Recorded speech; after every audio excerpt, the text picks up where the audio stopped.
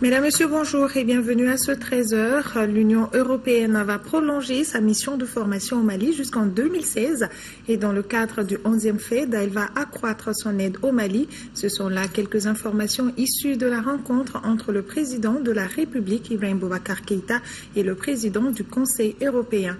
Les deux personnalités ont ensuite animé un point de presse suivi par Mohamed Diarra. Le président du Conseil européen arrive à Koulouba pour une rencontre avec le président de la République, Ibrahim Boubacar Keïta. Le temps d'échanger sur la situation politique du pays. Ensuite, les deux personnalités animent un point de presse. Première question, qu'est-ce que les deux hommes se sont dit dans la salle d'audience? Je viens donc pour rendre hommage au travail accompli, pour encourager les initiatives afin de consolider la réconciliation et la stabilité dans le pays et finalement pour manifester clairement que le soutien de l'Union européenne s'inscrit dans la durée. Nous resterons à vos côtés au-delà de cette période transitionnelle de sortie de crise. Nous sommes avec vous en tant que partenaires durables, fiables et fraternels. Pour matérialiser cet engagement, l'Union européenne renouvellera le mandat de sa mission de formation militaire et cela jusqu'en 2016. Le but est de contribuer à la réforme des forces armées et de sécurité du Mali. Une nouvelle fortement saluée par le président de la République, Ibrahim Boubacar Keïta. 4 bataillons aujourd'hui, je crois que le 4e bataillon est en voie d'achèvement. C'est dire donc ce qui a été fait de manière extrêmement importante déjà en si peu de temps. Pourquoi nous souhaitons la prolongation qui a été accordée.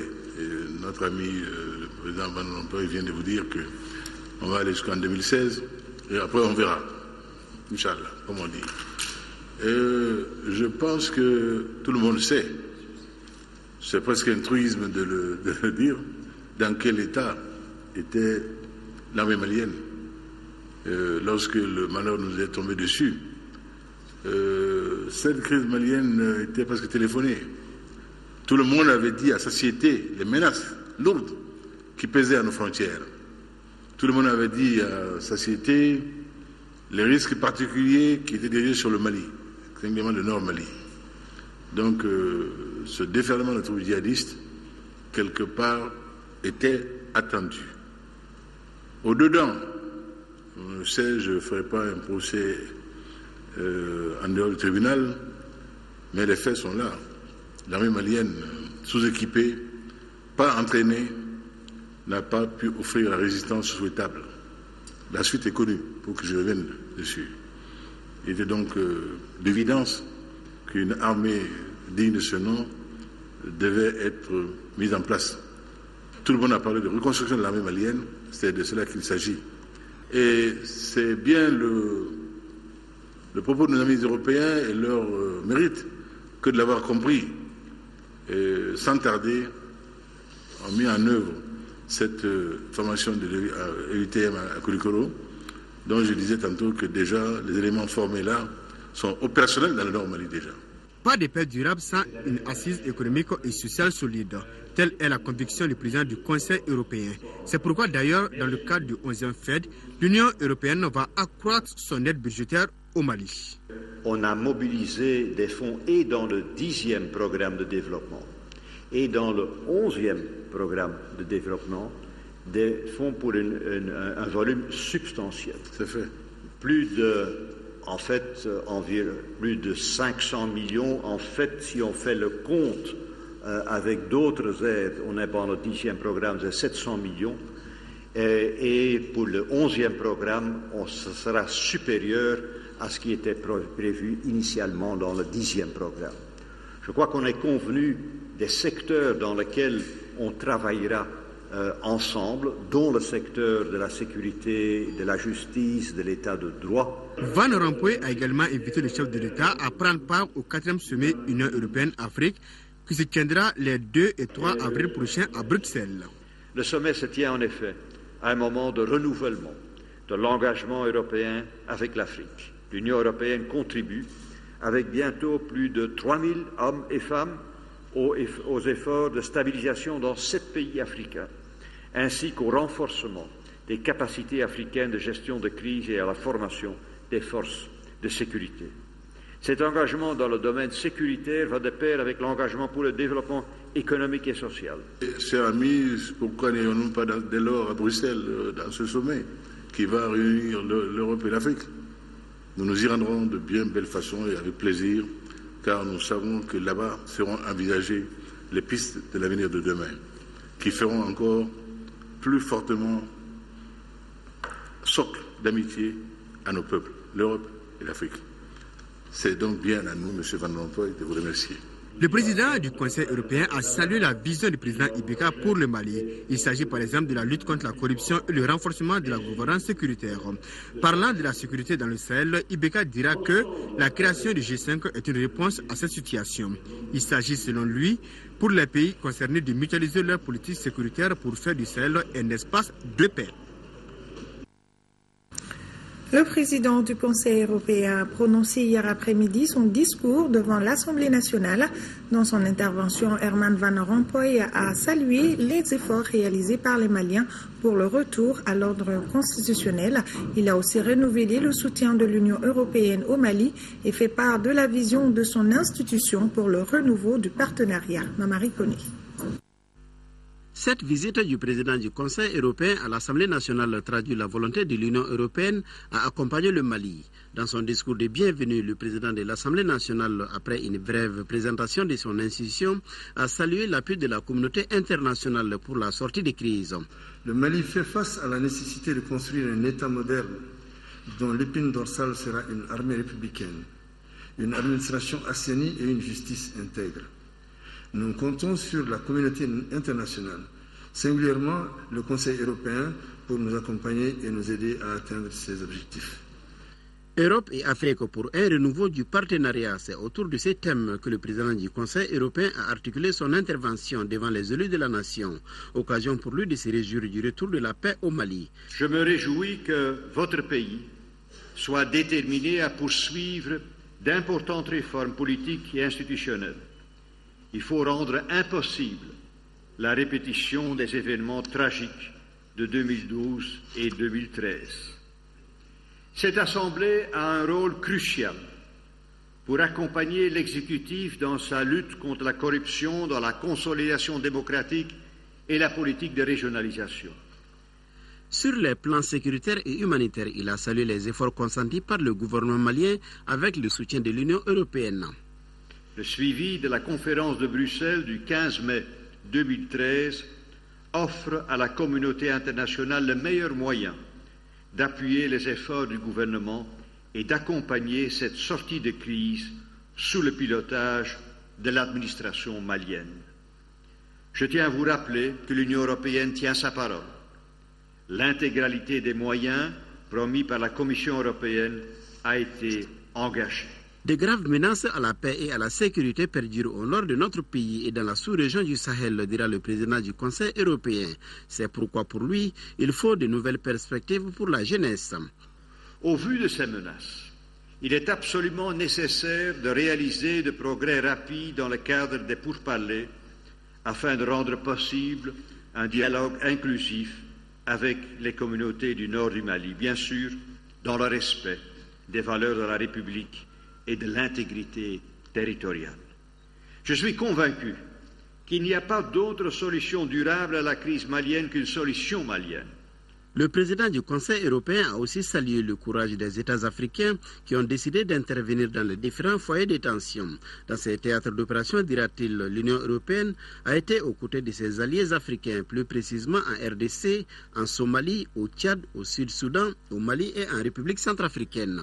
Plus de 2300 hommes et femmes sont déployés en ce moment en Afrique dans des opérations sous le drapeau de l'Union européenne, travaillant pour consolider la paix et la stabilité, toujours en appui aux efforts africains. Plus de 700 hommes et femmes additionnels viendront les rejoindre d'ici peu dans des opérations en cours de préparation et de lancement, portant le nombre total à plus de 3000. Le président du Conseil européen a enfin évoqué la tenue du sommet Afrique-Union européenne les 2 et 3 avril prochains. Un sommet qui devra aborder le partenariat entre l'Afrique et l'Union européenne. Un partenariat qui s'intensifiera avec une enveloppe de 20 milliards d'euros pendant la période 2014-2020. À noter que le partenariat Union européenne-Afrique vise à transformer l'aide publique en investissement à travers le commerce, l'investissement et l'agriculture. Les élus de la nation ont dans leur majorité apprécié cette sortie du président du Conseil européen. Notre reporter Mamari Koné a recueilli les impressions de Haïdara Aïssata Cissé et de Modine Ndiaye. Nous les écoutons. Toujours un honneur pour nous d'avoir au niveau du Parlement le président du Conseil de l'Union européenne. Il a dit beaucoup de choses qui nous ont principalement intéressés, mais il faut retenir qu'il y a quand même beaucoup à faire. Il l'a déjà dit d'ailleurs. Mais en tant que parlementaire, je m'en voudrais, si vous me tendez le micro, de ne pas dire qu'on a encore besoin de l'Union européenne, on a encore besoin de la MINUSMA, on a encore besoin de toute la communauté internationale pour que le Mali soit réunifié. Le problème de Kidal reste un problème crucial pour nous. Et l'Union européenne vient d'intervenir à Bangui, en Centrafrique. On aurait bien voulu que quand la France a intervenu, que l'Union européenne soit là aussi. C'est vrai que mieux vaut tard que jamais. Ils ont accompagné, mais on attend d'eux qu'ils s'impliquent plus pour que le Mali soit réunifié. L'adresse du président du Conseil européen est une adresse qui donne un signal très fort par rapport à la qualité de la relation entre le Mali et l'Union européenne. Et ce que je retiens fondamentalement de cette adresse, c'est que le président conforte le peuple malien à travers cette adresse à l'Assemblée nationale en indiquant, premièrement, que la paix est un élément essentiel pour notre pays qui sort d'une crise très grave. Deuxièmement, les différents projets et les différents programmes qui sont en cours, notamment au plan économique, et qui portent sur le renforcement du commerce extérieur entre notre pays et même la CEDEAO et l'Union européenne, qui porte sur le renforcement des investissements et l'amélioration de l'agriculture dans nos pays. Voilà quelques-uns des points clés qui ont attiré mon attention par rapport à l'adresse du président. L'épouse du président de la République a offert hier un déjeuner à la première dame d'Europe. Entourée d'épouses, de ministres et de femmes leaders, la journée s'est prolongée par une visite au musée national et au parc zoologique. Juste après, Keita Aminata Maïga et son invité ont visité l'Institut national de formation socio-sanitaire de la Croix-Rouge, cette fois-ci accompagnée de l'épouse du Premier ministre. Les visites ont été suivies par Aïssata Ibrahim Maïga, son compte rendu. La première dame d'Europe, accompagnant son époux en visite au Mali, a été l'hôte à déjeuner de l'épouse du chef de l'État, Keita Aminata Maïga. À ce déjeuner, qui a réuni plusieurs femmes leaders de notre pays, elle a exprimé toute son admiration pour la femme malienne. Je suis vraiment impressionnée par la chaleur de votre population, par leur volonté de prendre en main, surtout les femmes, de prendre en main leur situation et de travailler sur le futur, surtout des jeunes dans votre pays. Ils seront vraiment convaincus, et moi je suis convaincue qu'ils arriveront à surmonter tous les défis. Le choix du parc national pour lui souhaiter la bienvenue a tout son sens. En effet, Mme Rompoy a une licence en sciences botaniques et l'épouse du chef de l'État, Keita Aminata Maïga, est présidente de l'ONG Agir pour la protection de l'environnement. Tout un symbole. Autour de la table, deux First Lady, épouses de ministres, femmes politiques et représentantes de groupements de femmes, ont débattu des acquis en matière de développement durable. Ensuite, accompagnée toujours de Keita Aminata Maïga, Mme Rompoy a visité le Musée national, un patrimoine partiellement financé par l'Union européenne. L'autre étape du programme de la Première Dame d'Europe concernait l'Institut national de formation socio-sanitaire de la Croix-Rouge au Mali. Accompagnée cette fois-ci de l'épouse du Premier ministre, elle a pu s'imprégner des conditions de formation dans ce centre. Ça m'intéresse tout court de voir comment vous vous organisez pour donner une bonne éducation au niveau de la santé, des infirmières, des docteurs. C'est tellement important. Celle qu'on connaît en Europe par son franc-parler et sa modestie se dit repartir très optimiste en ce qui concerne l'avenir radieux et paisible pour le Mali. Le monde des affaires du Mali et celui du Maroc s'enrichit. Une rencontre de haut niveau a eu lieu hier après-midi entre les opérateurs économiques maliens et marocains. C'est pour fructifier la coopération sud-sud afin d'aboutir à un partenariat gagnant-gagnant, nous dit Nyanya Aliou Traoré. La crème des crèmes des opérateurs économiques de deux pays réunis ensemble, discutant et partageant sur des idées futuristes, avec à la clé un double objectif, favoriser le partenariat sud-sud et revivifier la coopération existante. Ce que nous souhaitons, c'est un partenariat gagnant-gagnant. Nous ne voulons pas que ce soit les entreprises marocaines seules qui viennent s'installer. Nous voulons que ce soit en partenariat avec des entreprises maliennes. L'objectif visé, c'est le partage d'expériences, les différents plans qui ont fonctionné chez nous, les mesures, mais aussi l'expertise du secteur privé. Du beau monde et des belles idées, il y en avait, et tous convergeaient sur la valorisation du secteur privé. Cette communauté d'affaires qui a accompagné Sa Majesté aujourd'hui au Mali est venue avec la détermination de se mettre au service du développement malien, au service des priorités fixées par le président et par le gouvernement malien, de manière à ce que l'impact soit un impact créateur de valeur, créateur de richesse, un impact qui contribue à l'accélération de la dynamique de développement du Mali. Valorisation du secteur privé, mais surtout que le secteur privé entre dans des activités à forte valeur ajoutée, notamment dans l'agriculture et l'agro-industrie. Vous savez que le Maroc est un pays qui bénéficie d'une grande expertise dans ce domaine-là et nous souhaitons d'une part attirer les investissements marocains dans ce secteur au Mali, mais aussi l'expertise marocaine afin de nous renforcer nos capacités pour qu'on soit en mesure d'être vraiment au centre de la sous-région, l'exportateur de produits à très forte valeur ajoutée dans le domaine de l'agriculture et d'autres secteurs bien entendu. 3 thématiques au menu de la rencontre. Le développement du secteur agricole et agro-industriel, des infrastructures économiques et du secteur des mines et de l'énergie. Des panels développés et soutenus par des ministres et des opérateurs économiques des deux parties. La rencontre à elle seule est déjà une réussite. Pour certains opérateurs économiques maliens, elle est le début d'un long processus de coopération. Je pense que de telles initiatives doivent être développées, multipliées pour développer les échanges sud-sud.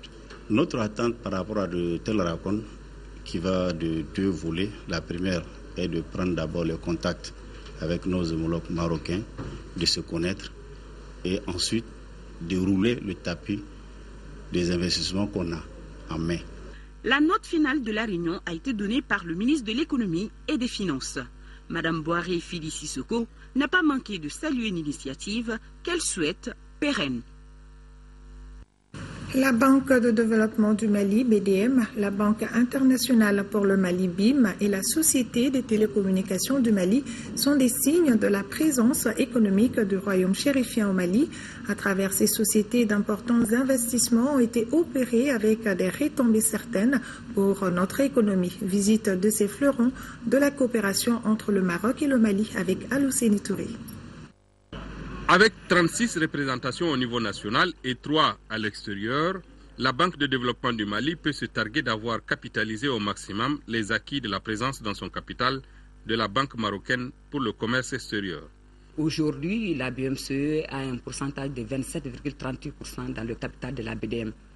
Ce qu'il faut dire, c'est qu'au départ, la BMCE, à travers ses cadres, assurait la gestion de la banque de 1989 jusqu'à 1994.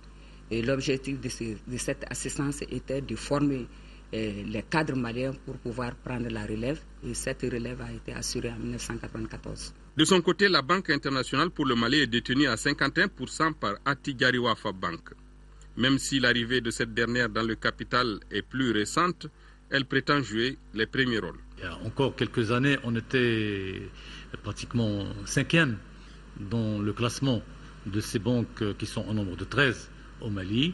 Aujourd'hui, grâce au travail fait, à la proximité avec la clientèle, au développement des flux aussi bien domestiques qu'internationaux, nous pouvons dire sans risque de nous tromper que nous sommes au pire des cas 3e. Autre fleuron non moins important, la Sotelma Malitel, avec son partenaire stratégique, Maroc Télécom. Ce que ce partenariat a apporté est perceptible sur, je dirais, à tous les niveaux ou tous les compartiments de l'entreprise. Sur le plan technique, donc il y a eu un grand effort ou un vaste, je dirais, programme de modernisation et d'extension de toutes les infrastructures techniques.